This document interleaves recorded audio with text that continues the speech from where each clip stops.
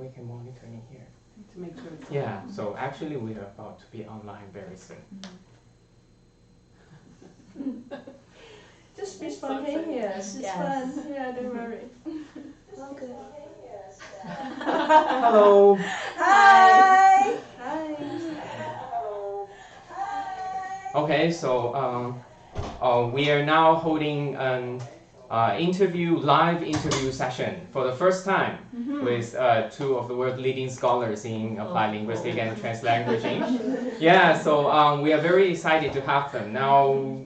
So, my name is Ponggi. I'm a postdoctoral fellow, and Qinghua. Yeah, I'm a PhD student here at Simon Fraser University. Yeah, we both are from Simon Fraser University, and now we are inviting the two exciting scholars who are in the TL as well as experts in bilingual education. Could you please introduce yourselves? Hi everyone, I am Sunny Lau from the School of Education at Bishop's University in Quebec, Canada, and I'm very grateful to have this opportunity to have this dialogue on translanguaging and bilingual education. And Saskia? Well, first I just wanted to say thank you for hosting us. This is a really interesting and exciting opportunity to be communicating in a new way to people about scholarship, and I think we might have opened that door. Oh yeah. Well, we've locked Dr. Lin outside. That's okay. So. Anyway, hi, I'm Saskia van Viegen, and I am an assistant professor at York University in the Department of Languages, Literatures, and Linguistics, and my university is located in Toronto. And did you say you're in Quebec? Yes. You did say that. Okay. So we've come a long way to be here, but it's an exciting conversation. Yeah, and thank you so much for coming all the way from the east side of the Canada to west side. Actually, no, west side of. Is it? Yes, east side of the east to the west. Okay. So we had a couple of questions from some of you, and then we are trying to. Raise some of the issues that comes from the common emerging questions that work from the audience, and we are very looking forward to hear what you are going to say. So the first question is. Can I ask a housekeeping note? Okay. If someone from the audience wants to ask, what should they do? Okay, so really make sure if you want to ask some exciting questions, make sure that you write in our discussion, write in the chat box. So any questions in the chat box, and we have Dr. Lin here who is closely monitoring the chat box. So if you have any questions, feel free to leave on the comments and the chat box. Okay, so we will address the questions. So the very first question is about terminologies and concepts. And many of the students who read your article, two articles, were wondering and seems to hear more about what it means by translanguaging and how does it differ from plurilingualism, code switching, code meshing, and so forth, or existing bilingual theories that could be seen as translanguaging. How would you differentiate that? I'll just start off by saying I think that's the $1 million question. Yes. That for students who are wrestling with that question, it's something that everyone is wrestling with. What are the differences among these terms? And before we get to maybe addressing the differences among these terms, one of the things that in Sunny and my collaborations and discussions is we have talked about how all of these terms are names and labels for natural human practices, natural language practices that have been part of our communities, our families, our lives from time immemorial. People have always been mixing languages. People have always been speaking to different interlocutors from different cultural backgrounds or regions, using whatever language resources they can at that moment. So these practices have always existed, but the terms are something that the field of applied linguistics and sociolinguistics and other related fields have recently put a lot of attention on. And I think that comes from some paradigm shifts, and it comes from looking seriously at the language practices of multilingual individuals and families and communities and schools or classrooms to say, in an interest to foreground these practices and to prioritize a theory of language and an approach to language teaching and learning that starts with multilingualism at the center, that starts with the multilingual child or learner or family at the center, instead of that starts with an objective of teaching English as the center, which a lot of our theories in second language acquisition and so on have come from English language teaching. Right. So it's about shifting the focus from English language teaching, teaching a language, to teaching a child, teaching a learner, teaching or engaging with a community.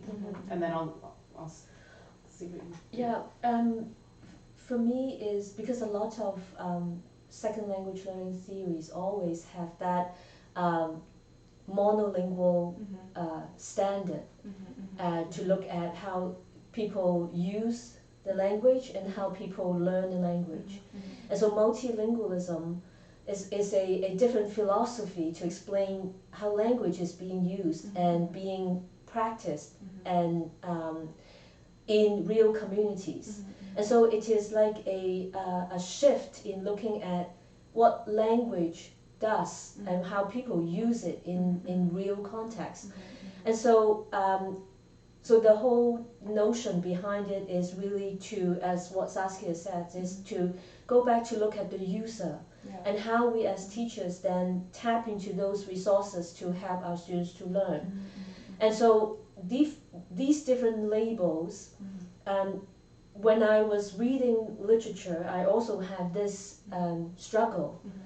And I remember Dr. Danielle Moore from Simon Fraser University, she talked about how concepts, they don't come from nowhere, right? So they come from certain concepts are being taken up in certain period of time by a particular group of scholars.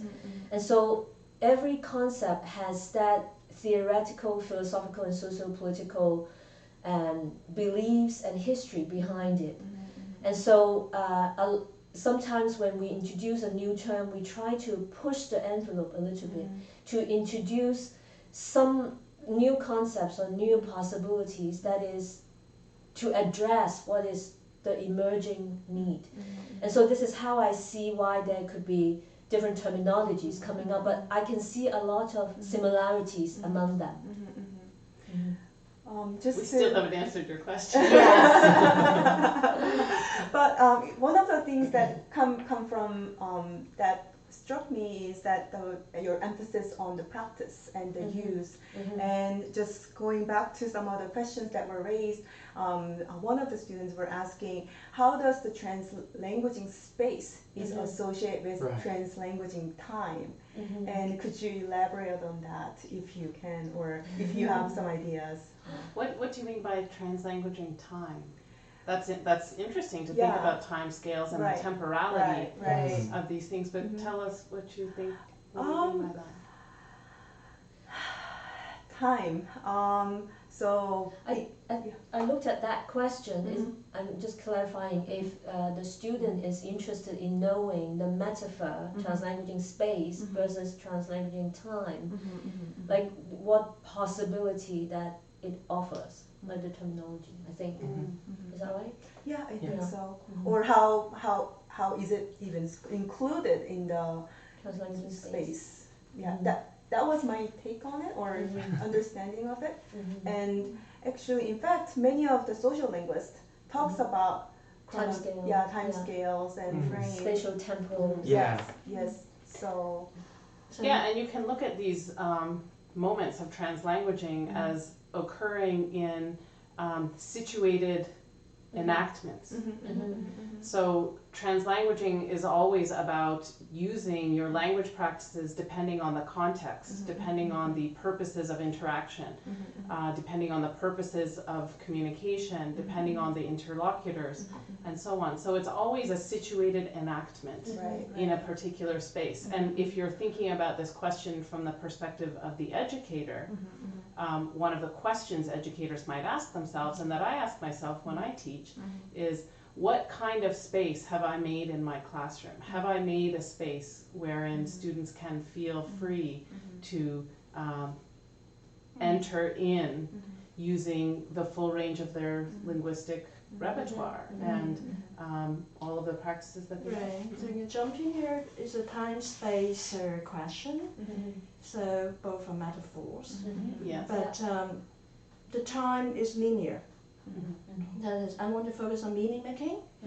So you talk about focusing on the user. Yes, I agree. Focusing on the user, making meaning to one another. It's not just focusing on the user, learning the grammar system, but focusing on the users, making meaning and co-constructing meaning. Meaning is knowledge, meaning is content. So focusing on how the users, how the teachers, how the students co-constructing meaning, meaning co-constructing knowledge together in a space, but also the linear, the time, the temporal is linear, but then we also have different time scales, meaning I can remember what I said in the last lesson and then bring that back and then look at it as some kind of artifact with present meanings. And I do think that the time scale, like the spatial temporal element together, provides a better metaphor because each student coming into the classroom, they have their history, all their resources, and they are also engaging in a lot of literacy activities outside the classroom, and they're bringing them back into the classroom as well. So I would say yes, the time and space provides a better metaphor for us to understand and expand our thinking about language practices. So Li Wei talks about translanguaging as creating a space where users, speakers, and bring in their histories. Yeah, so that's precisely what you just said. Well, for me, because I was a teacher teaching classroom, in the classroom teaching English for quite a while. So I had, before I go to my graduate study, intuitively, I feel that I should let the students use their full linguistic repertoire, even though at that time I don't know what it is. But I know that I had an intuitive feeling that should be allowed. Yes, but the problem is there are a lot of constraints in the school that sometimes teachers were not allowed even to use languages other than English themselves. So do you have any suggestions in this case for teachers in this situation, or what can we do to maybe counteract a bit using the theory to inform to change at least the practice? Well, I used a metaphor before with my student teachers. So if a student is short-sighted, would you say that, okay, you cannot wear glasses in the class? Right, because you're just using the glasses to help him or her to see a bit more clearly. And so if you see that language or their other language resources or cultural resources are just helping them to have a better understanding, to construct meaning in a better way, then why not? I will add as a devil's advocate. Yes. That means you can never see things without your glasses, your eyeglasses. We're trying to expand the repertoire, right? So they would say this is your clutch. At some point, we need to take away the clutch, right? Right. So I always argue for my MEC, multimodalities and textualization cycles. So there is a stage where you need this extra help. Right. And then with this help, there's a bridge to help me to connect the unfamiliar patterns to my familiar patterns, so that I make the unfamiliar familiar. In that way, I expand my repertoire. I have more resources. Right.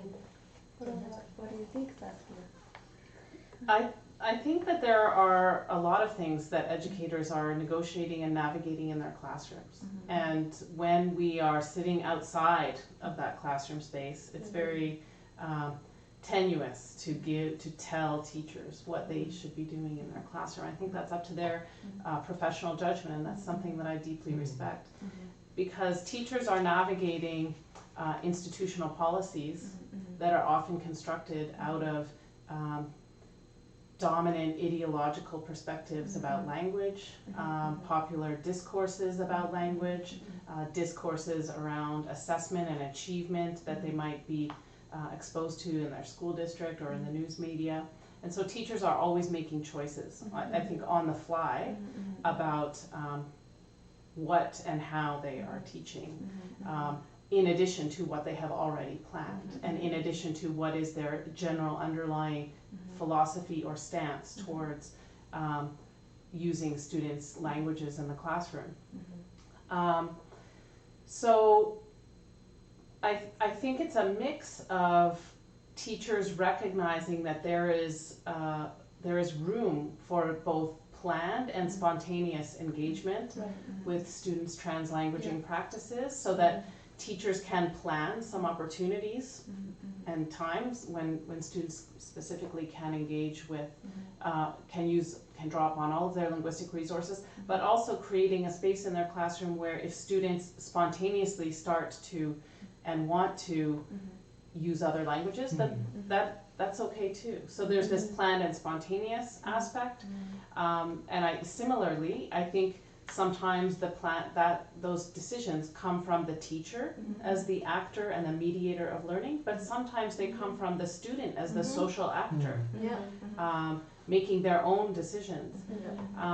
If the focus is on meaning making, I think we shouldn't be worried, because I want to make meaning with my students. If my students so much want to make meaning to us, they will use whatever resources they have. So the pedagogical question is, how do we help students to have more resources to make meaning in the long run? Yeah, but I do like this idea that we are not just thinking about the use of language in the classroom as always a scaffold to other learning, so that we're not thinking about using students' home languages only as a scaffold for it's not transitional model. No. It's not saying that, oh, this is a clutch after they have transitioned to the target language, we take away the clutch, take away the scaffolding. No, it's always there. It's always there, part of students' history, part of what they have brought into their consciousness, their classrooms. It's a resource. It's a resource. It's expanding. It's both and. And I like also Picardo has talked about how it can also be a catalyst. So I think it is a resource, it's a scaffold, it's a resource, it's also a catalyst. And these are the different exciting The only thing about this metaphor is the scaffolding, after the target is reached, you take away the scaffolding, but we want to say that if we don't take away it's still there, it's still very important there. They're all their history, all their resources. You know, and as you say that, it just makes me think about how it's not even true that a teacher can take away the scaffold of students' language. It's not even within their power. It's within their history, within their consciousness, within their subjectivity. It can't be taken. It can't be taken, even though you don't allow them to speak in their first languages. It's still happening there in their brain. They can't help making the associations. Although they can send really negative messages. About their 3 people watching us now. Oh, wow! From all over the world. Okay. But just there were concerns about if we are allowing translanguaging, is it automatically privileging or emphasis overly on the first language and first language use, and where does the balance? I think the first question that we have to ask ourselves is, why do we use this? It has to be strategic and purposeful. So it's not monolithic, like it is one thing that is translanguaging. It doesn't mean that okay, I'm just allowing students to use the language, then I'm teaching. It has to be purposeful and strategic. And these strategies or instructional strategies, whether it is teacher directed or student initiated, it has to be leveraged to achieve certain purpose. So each learning task should have its goal. Like if I want my students to improve their oral skills in the target language, then perhaps for that particular task, in terms of the oral discussion, then you have to use your target language. But then it doesn't prevent you from allowing your students to read up on other material in their home language, or do some research, or bring in whatever artifacts they have from or other multimodal skills that they have to help them to complete that task. So we need to differentiate what are we doing, what goals are we achieving, and what is then the scaffold, the means to achieve it. So it can take so many different forms. And I think also, just building upon that too, it depends upon whether you're teaching a language class or whether you're teaching content. Even if a language class, I always emphasize content-rich language class. Okay, Right. I always have this man in a pen story. So when I was learning English in my primary school in the 60s, my elementary primary 1 textbook is like this: a man in a pen. Here is a man, here's a pen. Is this a man? Yes, this is a man. Is this a pen? Yes, this is a pen. So there is content, a man and a pen, but I would say the content is so impoverished.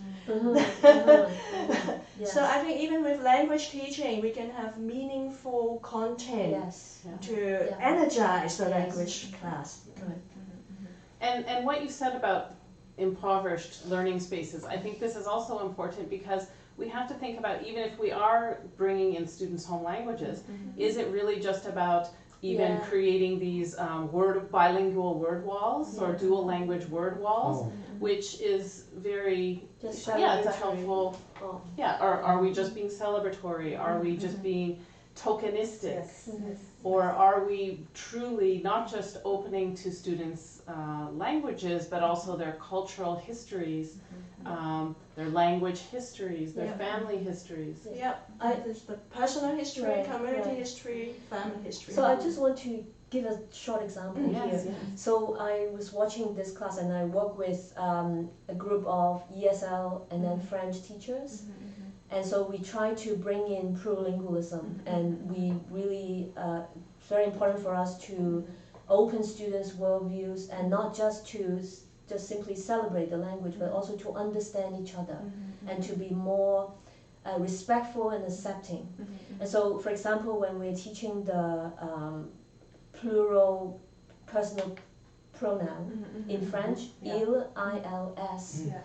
So no matter how many female subject there is, like Peter, Mary, Jane, Susan, so there's one Peter there, then we have to use a masculine pronoun, il. Wow. And then the teachers opened up and asked other students, okay, what is is it the same in your own language? And then we begin to say Spanish is the same, Swahili is the same, and then other languages are the same. And then we begin to look at how the patriarchal value is encoded into the Yes, lexical the grammatical patterns of living languages, and it opens up a whole inquiry into the ideologies in languages. And what else is in, like, that's just one piece about gender norms and dominant values about gender roles and socialization, but what else is encoded into language, and to what extent are we drawing attention to that in our classrooms and in the way we teach? Okay, so I think our talk has already leads to one of the questions that has been previously asked by one of the students. Was actually she is actually asking by proposing the convergence and alignment of translanguaging and the critical literacy in the bilingual classroom. So how do you conceptualize the concept of translanguaging in that case, as you combine with critical literacy? I'll start first, okay? Because I am very, for me is I maybe I talk a bit about my background very quickly. I was born and raised in Hong Kong, and growing up in a colonial, environment, and being also like instilled with this, the hegemony of English and the hierarchy of, the linguistic capital that English has. And not just any English, but British English, Right. Queen's English, BBC English. Yeah. And for me, learning a language is always, you're being acculturated into a culture and a certain identity, and this cannot be separated. So one of the aspects about translanguaging is also, it's about transculturation. So it's not just about bringing languages together, it's also about opening up windows and doors into another culture, value system, and ways of being and belief.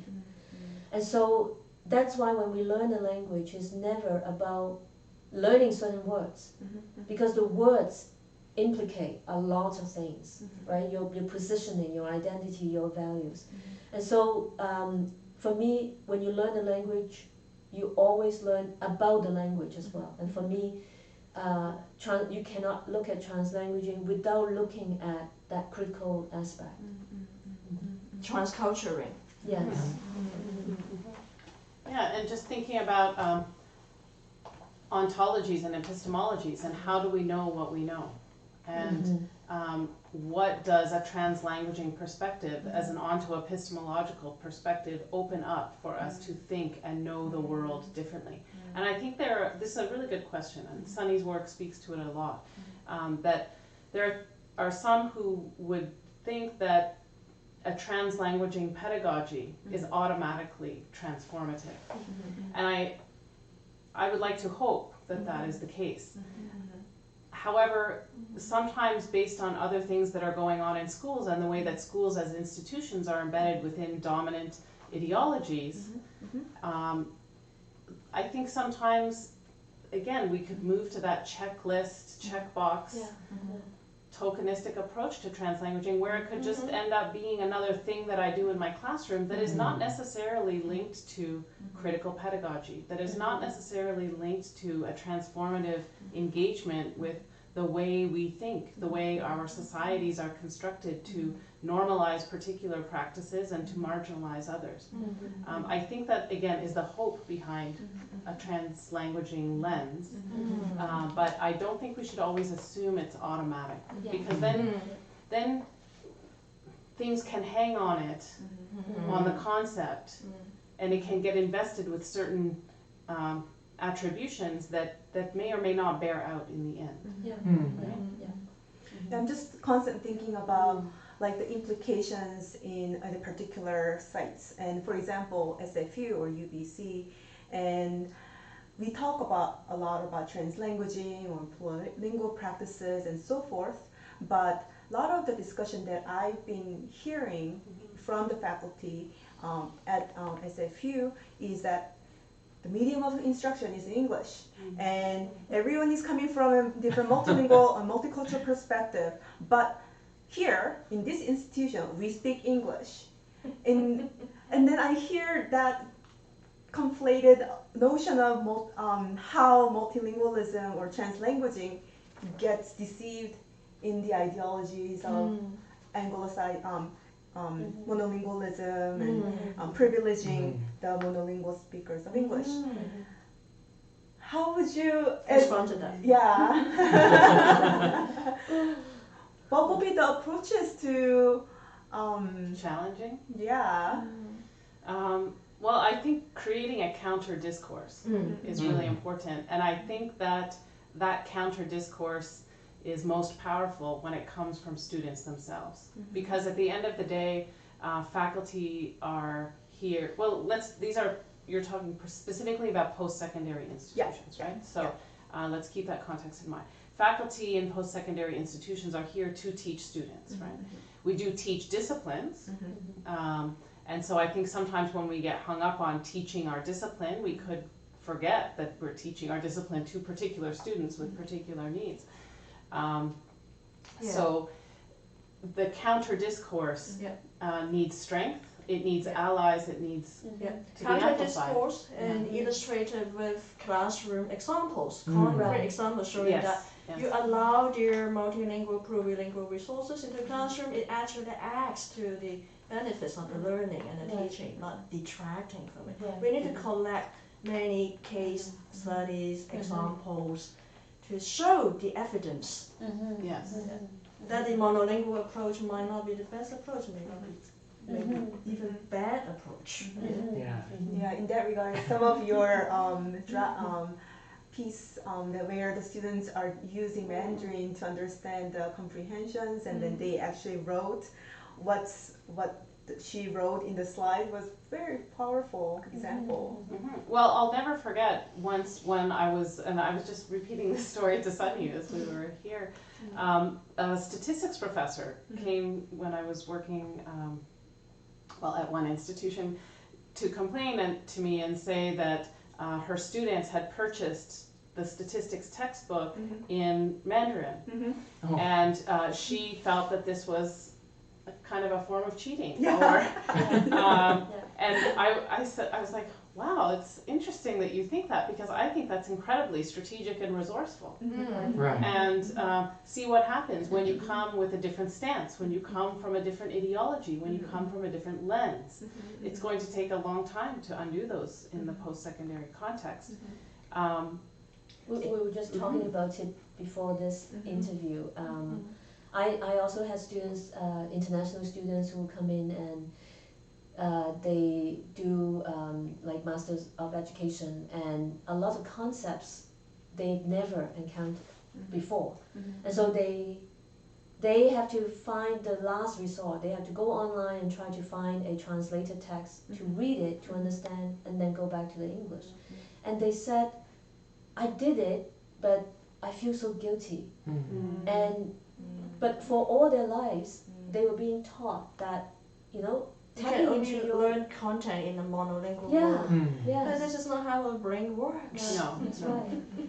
And I think, though, when you touch on something that's really important, and we were talking about this earlier again, is this access paradox that not only post-secondary institutions, but institutions from kindergarten to grade 12 and beyond are wrestling with, is that how do you provide students with access to the language practices that are powerful for them, while at the same time valorizing, drawing upon, and engaging with the language practices that they feel most comfortable with. And raising critical awareness that this power domination is arbitrary. There's nothing intrinsically superior in those dominant practices. And I think we have to be very careful about who is making these statements and who is making these decisions, because the materiality of these concerns affect different students differently. There are issues of global location, educational background, access to resources, socioeconomic status, indigeneity, that all influence and affect students differently. And so to come up with a blanket statement is naive. And it brings us to your very good subtitle, Becoming Critical Linguistic Ethnographers with Students. Because there's no one blanket universal statement, but students need to become critical linguistic ethnographers. Maybe you can elaborate a little bit more on the subtitle of our seminar. Well, for us, I think as in our conversation, it became clear to us that, as I said earlier, that when we learn a language, we have to learn about the language as well. Because without that, so that is the access paradox. Without that, then we are just blindly like providing access to the linguistic capital without engaging students in questioning why do we have to do it in the first place, or why this language has such prestigious capital where others are being denigrated. And we are reproducing the hierarchy. Right. and reifying particular standards. Right. And then the becoming is, and with students is, because we're learning together also. Because if you're coming from a monolingual background, your multilingual students have a lot to offer also. Right. And the width also emphasizes a relational pedagogy Yes. and a relational ontology. Right. It's not two. It's Right. not with. It's with. It's not two. It's not four. Yes. But here was a question from the student again. That was very interesting too. So if we emphasize the translanguaging practices and then make students' first language visible, aren't we even making boundaries, linguistic boundaries more clear than more fluid? What do you mean? So Can you give an example? So so in my understanding of this question is that when students are using different languages and different linguistic resources to make meanings, then inevitably there will be a lot of different semiotic linguistic resources happening in the classroom. That means that to a certain degree, students may recognize the different systems of language or different resources of language, and isn't that also contributes to the reproductions of different hierarchies and different languages? There's a logical jump there. Boundary is not hierarchy, right? So we recognize that this is language A, language B. There can be boundaries which are more or less porous, right? It doesn't mean there's a hierarchy, right? Okay. Sorry. I said my take up of this question was a little bit different from yours, actually. So when I was reading that question from the student, I was thinking more of maybe in a more natural sense, when the students were not told, okay, this is your first language, this is your second language, they are actually translanguaging. They probably knows. I assume that they may not actually be aware that they are using two languages, even though they are using it. We are making the boundaries visible. Yeah. And then the invisible hierarchy certainly comes in. Now I got it. And to pick up on what you're saying, I think inevitably, yes, school is an agent of socialization. If you look at from the lens of a sociological and reproducing perspective. the hierarchies in society. And I'll never forget the moment I learned this. As a grad student, I was conducting an interview with a child, and I can't remember, it was a student at the primary level. I think they were somewhere around grade, I can't even remember anymore what grade, but I asked the child, what languages do you speak? And the child looked at me blank. They don't they didn't have an answer. They just know that I speak to my mother, I speak to my grandmother, I speak to the person at the market. And they're not naming the languages yet, unless they become socialized into understanding the differences as their time in school and allowing life a space and traveling goes on. Allowing a space for translanguaging doesn't mean that we want to label. You switching from language A to language B. It's not what translanguaging is about. It's what code switching is about. You are code switching. You're switching from Chinese to English or Punjabi to English.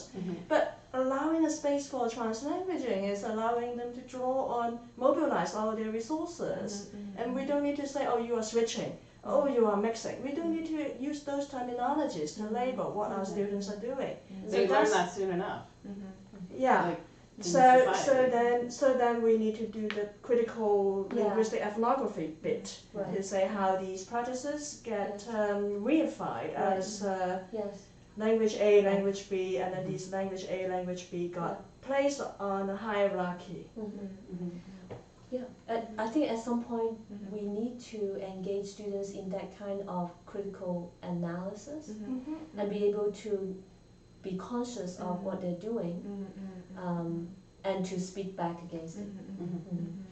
I want to differentiate between first order translanguaging performances where I don't care, I'm not switching from A to B to C to D, I'm just making meaning, mobilizing all of my resources. But then when I step back, okay, you can label me saying, oh, you are co-mixing, you're co-switching. Then I analyze your discourse about my first order translanguaging performances. And then now I understand there are second order entities, these reified language varieties that you say I'm switching and mixing. Then I become this linguistic ethnographers, critical ethnographers that you talk about. I just hearing from you guys, the one keyword come up to me, meaning making, was one of the central idea of translanguage in my, from just listening to you all. And then, but just playing devil's advocate again.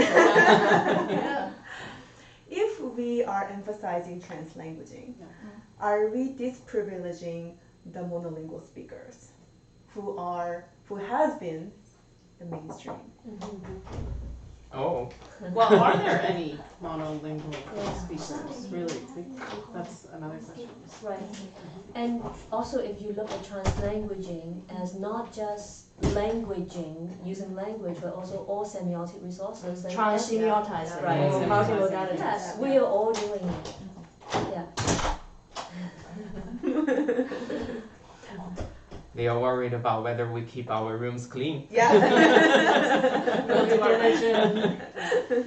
Workers. Yes. Well, can I ask a very internet question? Yeah. Yeah, because I used to go online a lot, and I hear comments like, okay, so now we've got some Chinese students study overseas who come back to China, who would like always to use some 1 or 2 English words and put it in their Chinese. They're just showing off. They have this background. They are showing off that they are different than everybody else. Now, how would you respond to this kind of comments from maybe a research perspective? Well, I think this kind of research has been done in Hong Kong a lot. A lot right? of traditional sociolinguistic Yes, research, yes. code-switching research, they have contributed a lot. Yes. So I think that's another seminar. Right. Yeah. But it's very common. Like when you code switch, as I said, once you switch to a different code, you're bringing in Your lots history. of history values, right? That is indicated or indexed by the language itself. Yes. And so it's been used for like setting boundaries or establishing membership or excluding or including people. Yeah. So I can self-police. If I understand that my audience will misinterpret me like that, or if they cannot understand English words, then I can self-monitor and make myself stick to the monolingual rule, right? I mean, we can do that. So it's audience design, is the sociolinguistic research. Is it possible also just to say like haters gonna hate? Oh. That's right, whatever you do. And that this is part of seeing the language user as a social actor, as a social We agent. bring our Yes. histories. Yeah. Yes. They may be doing it. They're doing it for a reason. I think that is that is true. They're doing it to establish that membership, to signal something, for humor, to create connection, to create difference or distance. So these are sociolinguistic practices that are part of our life. I don't think we have to evaluate them. And I know when we're working from an educational perspective, we're always evaluating things and determining what has met the mark. Okay, I'm asking our audience to type in your questions, please. Okay, you don't need to wait until the very end. You can. Yeah, we can. Yeah, you can jump in anytime with any type questions. in any questions. We're waiting. We haven't got any single questions from you yet. So and I think that I've been taking all the chance to ask questions. Yeah. So one of benefits. Yeah, you do need to ask some questions. Okay. Well, since we are waiting for questions, I come up with a question my own. Okay. Actually, there's a question here that we collected, which is I think is very very interesting. So it says that okay, so if we acknowledge the value of using L1 in the classroom or the student's traditional language, so of course it will be more likely that the students will be more comfortable using their more familiar language repertoires rather than the other the target language that they would like to improve. So they have this, they would naturally have this tendency. So do you think this kind of tendency can potentially have negative impacts on teaching a language? I think we mentioned it earlier a little bit on this, and again, I just want to reiterate, like translanguaging has to be strategic and purposeful, right? So the teacher have to ask himself or herself, why do I do this? For what purpose? How do I use it to the advantage of students so that they can maximize their meaning-making opportunities, that they can perform better?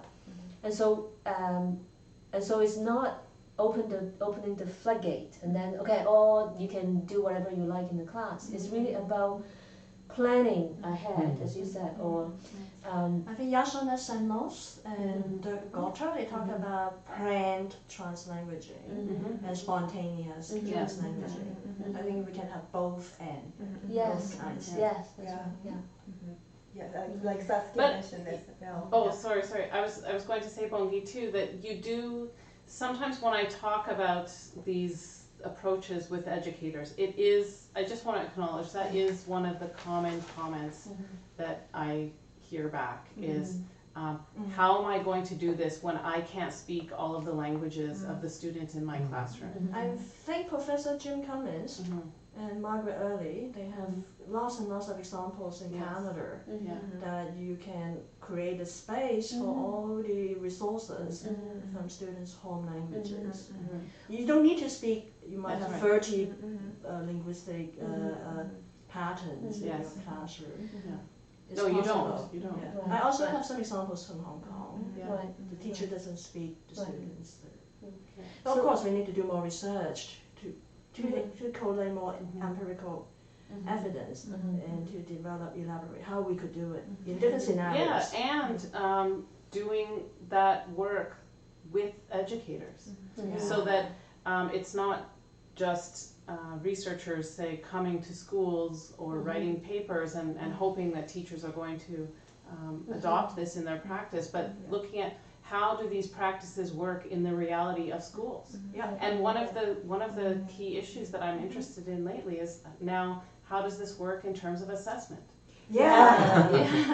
Because assessment is like that untouchable thing in English medium institutions that sure, you can do translanguaging in your classroom, you can have plurilingual pedagogies and make space for students' home languages, whatever you want to call it, but we're going to do our assessments in English. So what I think it is at this juncture in our field that our translanguaging theory needs to inform translanguaging pedagogies, not only pedagogies, but assessment practices, so that we build bridges between theory and practice and ending up with practice. I just want to, before we move on to assessment, I want to add a point about like planning translanguaging pedagogy. So apart from the learning tasks, each learning task has a different goals, and so translanguaging pedagogy can also take different forms. Right? It's not one single universal and format. also even for students in the class, there are students that that needs to be pushed, but there's students who need to be you need to have a better scaffold. So students who need to be pushed to be using more of the target language, and there are students who can be allowed to do more translanguaging. And also looking at stages. and also looking at languages in terms of different modes, right? So I can be writing very well, but my speaking is not good, right? So you can also differentiate these goals. So the aim is to try to help them to expand their repertoire and their meaning-making modes. Right. and understand why. Understand why. So that's coming back to your subtitle, which is so good. Becoming critical linguistic ethnographers with our students, so that they can decide on their own translanguaging strategies themselves. For their own learning. But now we are talking about the assessment. I wanted to ask some questions about, like, now the field seems to focusing more and more as we have growing evidence of contribution of translanguaging, it seems to me that there are how this applications of translanguaging in pedagogy. And one of the biggest concerns is assessment, and how do we incorporate translanguaging in content language integrated classrooms, or English as an academic purposes, or English as a specific purposes? How does the different scenarios, different contexts. Yeah. How does the assessments plays in that highlights translanguaging approaches? Yeah. Yeah, well, that's research that is starting to emerge in our field, especially from people who are interested in language testing in different pockets around the world. Jamie Shizel in the United States, Mario Lopez Gopar in Mexico, Alana Shohami and Orly Haim and others in Israel, Isone Senos and Dirk Gorder in Spain. So there are places where researchers are starting to ask this question that educators ask the minute you start talking about doing translanguaging pedagogy in their classrooms. The next question is, well, how am I going to assess student learning? So I think that's an unanswered question right now, but it is a big area of need. That means lots more research, PhD students there. Sounds like a great topic. Because there are so many different scenarios, different contexts, different programs.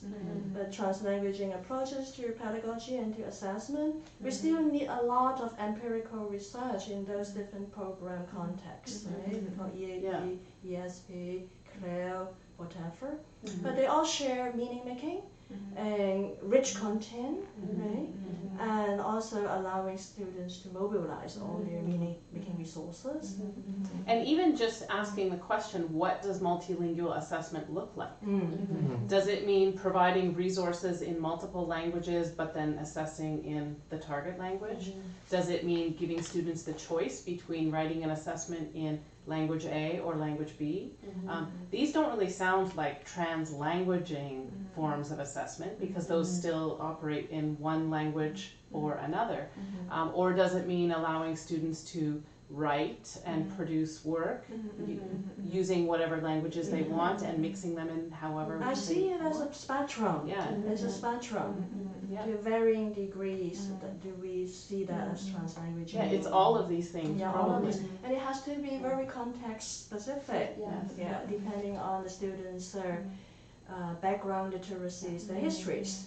But I think one thing that is clear and important and well agreed upon by educators and researchers is that we want to make sure that content tests are not language tests. So that when the purpose of the assessment is to assess students' science knowledge, we are assessing science knowledge. We're not assessing their English communication of science knowledge, because that means that our testing, our test constructs are not fair and reliable. Saskia, you do a lot of research on assessment, and I just want to add a point. I think as we were thinking about what it looks like, translanguaging assessment, I think one of the very first questions we have to ask ourselves is, do we just look at assessment as assessment of students' learning? We have to expand, really have to include that assessment as learning and assessment for learning. So looking at assessment as a process and ongoing. I think I totally agree. I'm sorry to interrupt. I think that we've have so many people make so much comments, so many questions. Here's a question. Good. Will you all Canadian prestigious schools will collaborate with the American prestigious schools in translanguaging in the classroom across borders and levels? Yes, certainly. Sure. I mean, we are all for crossing the borders. And truly, I'm wondering how translanguaging as a practice and as a pedagogy can be used to build students' English literacy in a class where there are students from multiple language backgrounds. We just said that we need to develop strategies, and Professor Jim Cummins and Margaret Early has given us some empirical examples. And then Guahong, speakers need to close to the microphone so we can get louder. We have to be louder. Let's try. Yes, let's try. Okay. Yes. Yes. Okay. And then Lynn Downs, yes, I still agree. It's all about making meaning. April, yes, there is no end to this transition and scaffolding. Phoebe, the iterative cycles, expanding resources, patterns emerging on individuals and groups. And okay, April, didn't know that sexism was encoded in French and Spanish. Okay. Yeah. I wonder which kind of students are easy to teach? EFL students with monolingual background or ESL students with multilingual background? I think they're both easy and difficult. There are always pros and cons there. Yes. And we need you to do a PhD thesis on comparing those. It is our experiences and as we socialize. Okay, is there a question? How would you guide teachers? Lynn Dang's question. How would you guide teachers to use translanguaging in their classrooms? We work with teachers, so maybe Saskia and Stanley can share some examples. How do we guide teachers? Work with teachers. I don't want to say guide, but work with teachers. Yeah. Well, to begin with, we both think that it's so important for teachers to, first of all, understand and value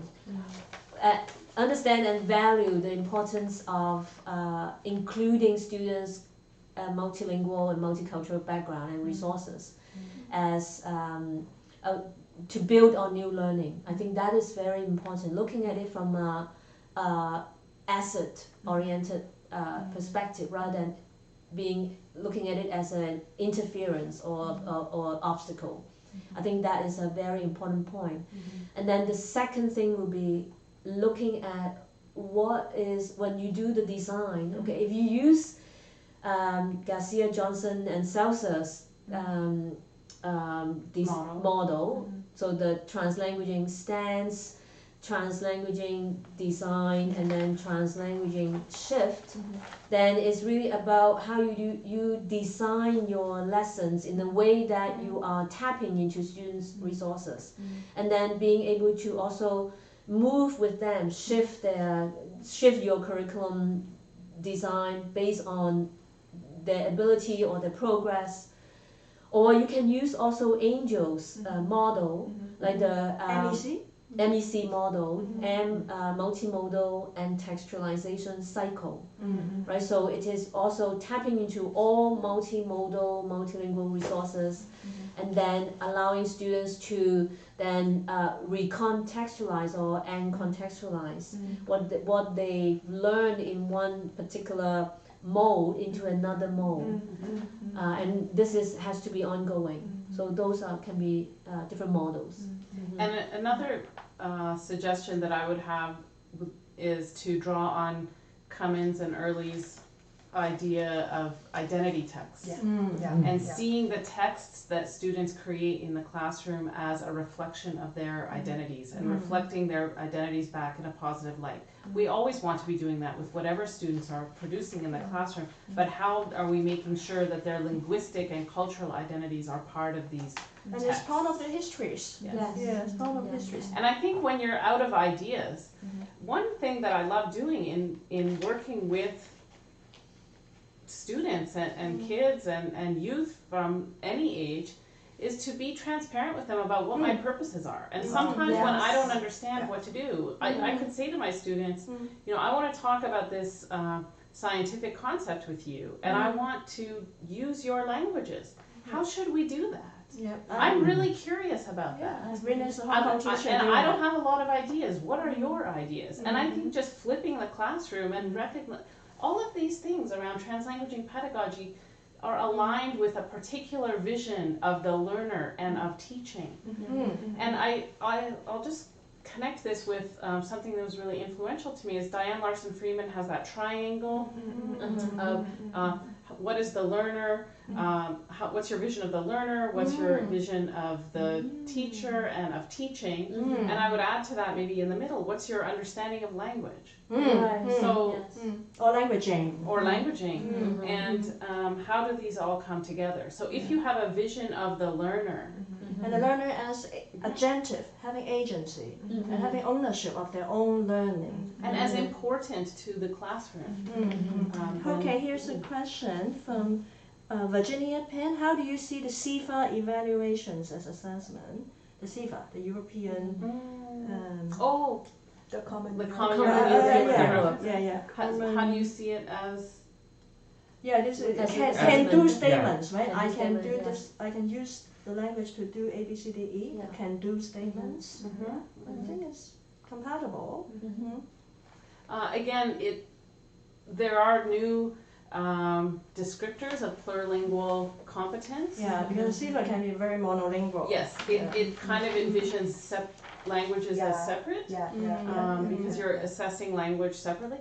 I think this is another area of interest for researchers is how to think about language assessment from a multilingual paradigm.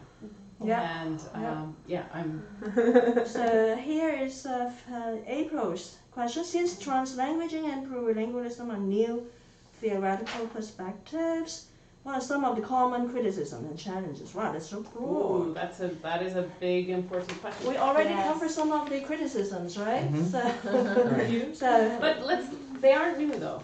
they're new. Plurilingualism is a theory that has been around in the European context for decades. Yeah, And they're it's- not new. Is built on a lot of rich scholarship and philosophy of language, Especially in France, yeah. especially in Yes. France and My French colleague sociolinguists. Danielle Moore is one of the key Yes. theorists. Yeah. And see, this is sometimes the challenge about being like working and thinking in academic perspectives is we get into silos and we Yes. think from a particular viewpoint and we forget that, my goodness, these ideas existed before Yes. we thought of a term or before we started using this term. Right. And all of both translanguaging and plurilingualism, one of my critiques is that, and while I use them all the time, is that they're kind of centered in the global north. Yeah, Oh, yeah. And so these are not terms that have been developed from contexts where multilingualism has been a rich part of national histories for a long time. Exactly. Like South Africa, for instance, that has so many official languages and national Yes. languages. You know, Or there India. are other perspectives Or Malaysia or you know, Singapore. outside of North America and Or Europe. South America. That's right. And indigenous perspectives Yeah. around Yes. language. And so translanguaging and plurilingualism are not the end point. They're not the period. Yes. There's no full stop yet. Yes.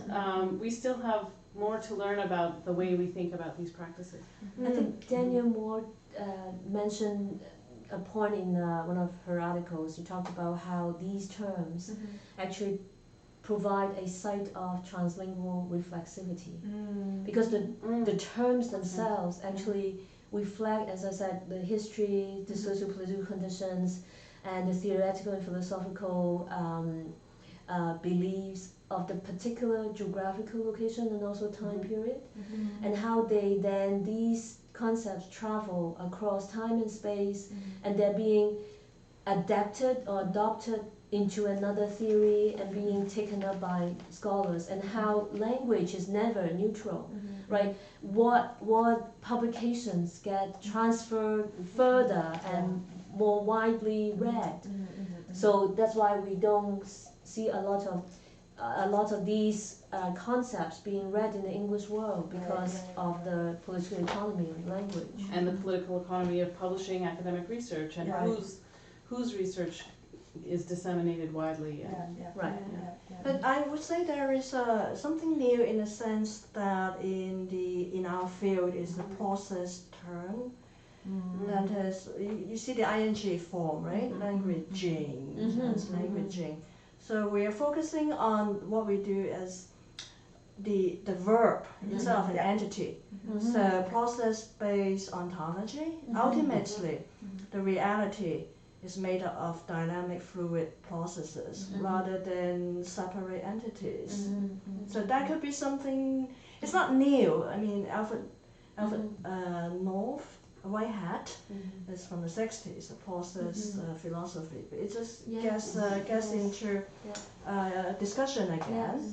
And because of a new materiality, scholars focusing on processes, focusing, decenter it from the mental models to material, embodied material material practices. Yes. The entanglement of all these resources with the material artifacts. Yes, this is a very anthropocentric perspective. It's just, I would say, Privileging language. decentering. We are not the center of the universe. Right. Human beings. We need to look at. So I still remember Suresh Kanagarajan's keynote in AAAL 2015. Is the smartest person in the room is the room.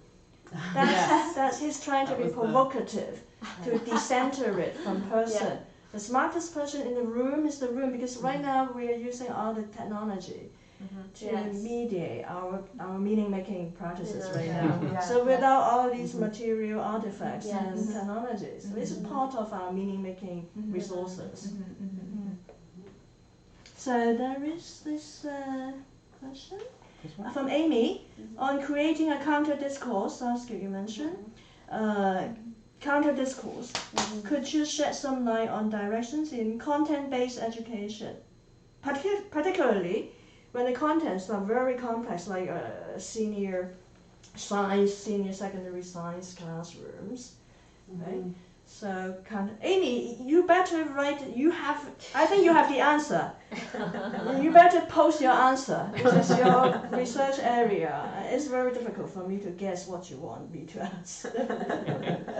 Well, and I think that maybe what Amy's question does is it pushes us to think about applied linguists working together with content area specialists and thinking about how does one teach science? How does one teach computing science or engineering or technical disciplines? And very complex content. And I think the key is thinking about how do we support students in developing complex mental models of abstract ideas. And of course, why wouldn't we support them in using all of the meaning-making and semiotic resources that they have available to them? And further to the post-human, just for a moment, is thinking also about language and coding, and like Python or other ways that we might encode meaning in machines. And I want to move from mental models to material models. You can actually make a model. You can draw a diagram. You can make a physical model. You can create an animation which can model the physical phenomena. So it's not just mental model. It's both mental models and material models. Like sometimes language isn't the most important thing. Sometimes trans-semiotizing, multimodalities. And I just want to add a point about the counter-discourse, and part of it could be also about foregrounding what teachers have been doing in different contexts. Like when I was in Malawi, again, because English is the second language, and because of colonial education, they are forced to teach in English, but secretly they are tapping into a lot of resources to help the students, but they always feel guilty. Now this guilty feeling is this ideology. It is making us believe in something that is counter-beneficial to us. We see it in a lot of gender ideologies, right? We feel guilty for doing something which is beneficial to us. That's particularly the effect of ideology. To make us believe in something that is actually counterproductive to ourselves. So we need to work with teachers, students to analyze these ideologies.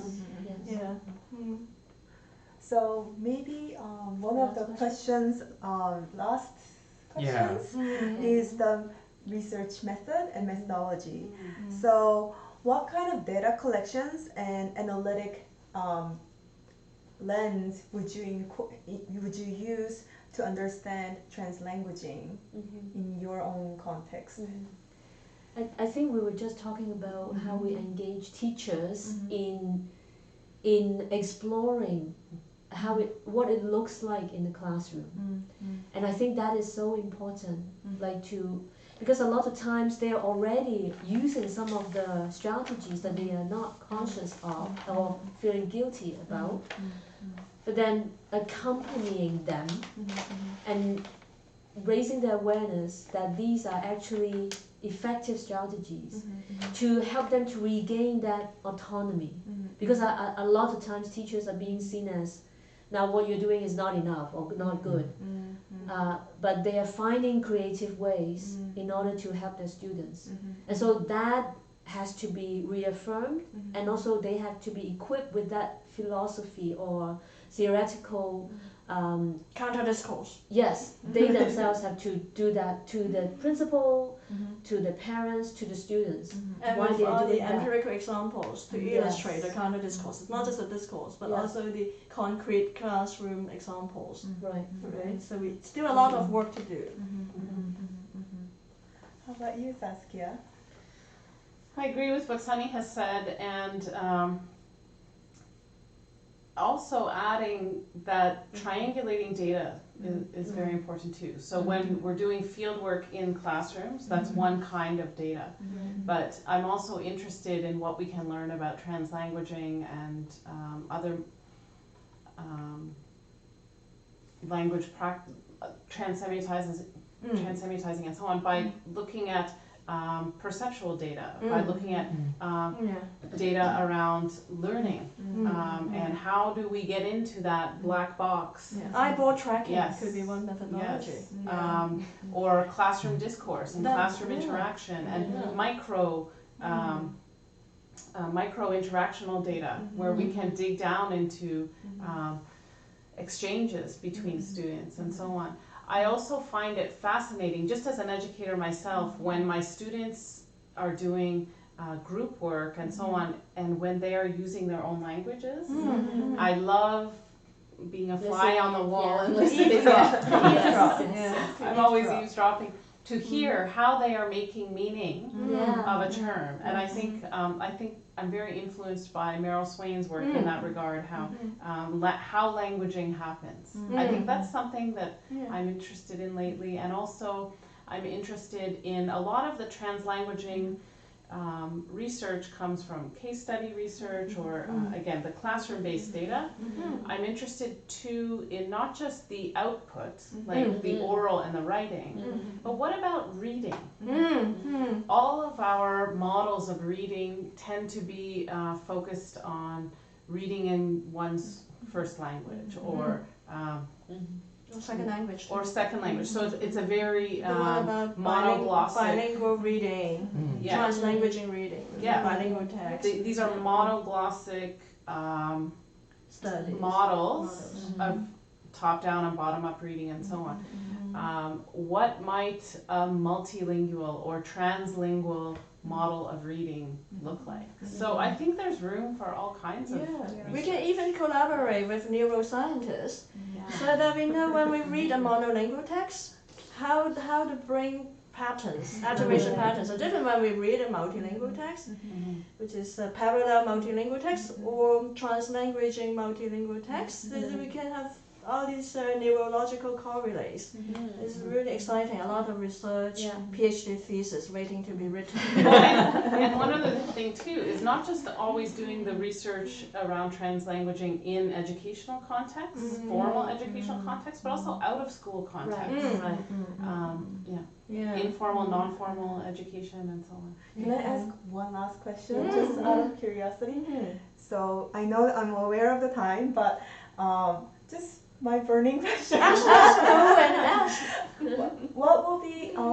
Can you share some of your current project that you're working on that are related to translanguaging?